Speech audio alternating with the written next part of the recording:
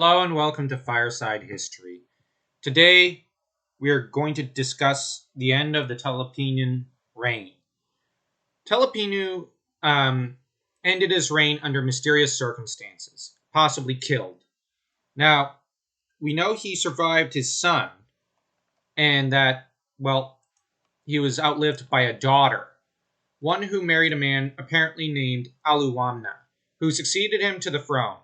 But Aluwamna didn't seem he didn't live long enough to properly enjoy his reign, it seems, as he reigned for but a brief time. After him came three other kings whose names are have been duplicated to an extent in the kings list, but it could be that they were named after the kings who dated Telepinu. We're not sure. These kings were Huntili, Zidanta, or Zidanza, as he's also called, and Huzziya.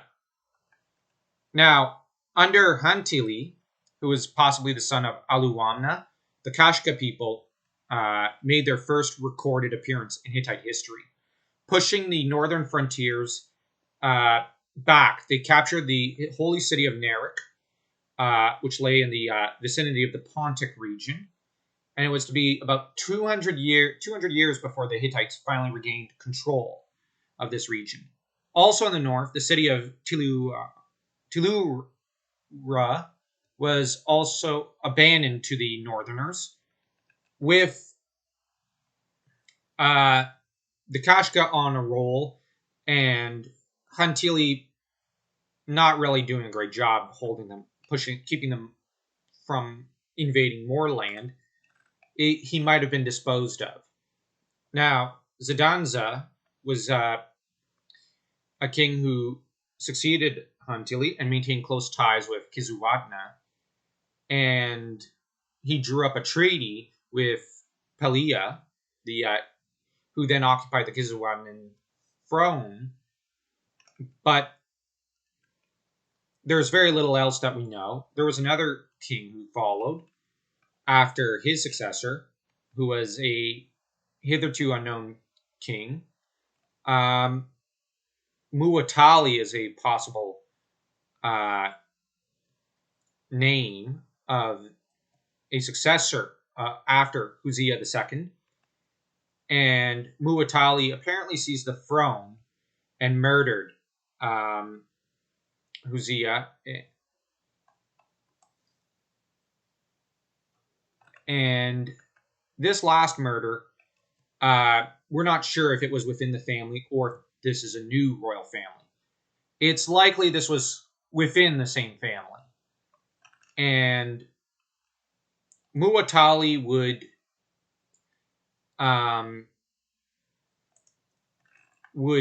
not prove to be the strongest king either, as far as we know. There's very little we know. Now, Mitanni, the later major rivals of the Hittite kings, make their first real appearance during this time. And Tuthmosis really began his wars of conquests around this time. Now, Muwatalli was assassinated in the end for his weakness, and his successor was a man called Tudhaliya the First. And Tudhaliya, it's here that the Hittite kingdom starts to make a turn.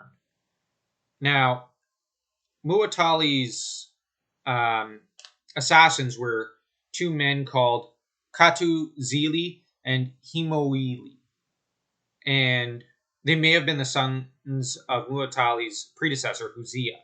We're not sure, but I doubt it. They're more likely just simple palace officials who got a little greedy for the throne, and they were likely conspiring for the throne alongside Tudhaliya, who would claim the throne. And he was, he seems to have been a master political play operator, but but we don't just take my word for it. Take his word. The infantry and chariotry of Muwa and the infantry and chariotry of the Hurrians took the field against Katuzili. Katuzili and I, the king, defeated the army of Muwa and the Hurrians. The enemy died en masse. So, obviously, Tudhaliya was a better king than some of his predecessors. Now we don't know how many kings there were between Tudhaliya and the accession of Shupiluluma the first, but there were a few.